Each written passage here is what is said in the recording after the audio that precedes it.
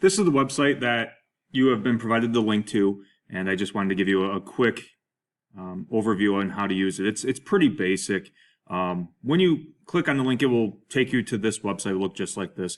Do not click on the start button. It is not necessary.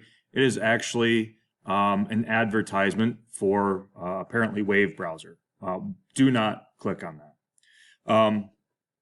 We can just scroll right down to this diagram, and you can use your mouse and you can highlight some of the major muscles within the body. Obviously, this is not entirely an exhaustive list, but it will at least give you an idea of some of the more surface level muscles in the body.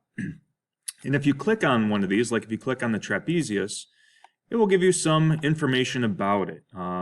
You can see the location a little bit better. You can see where it attaches, and you can also see some of the functions as well.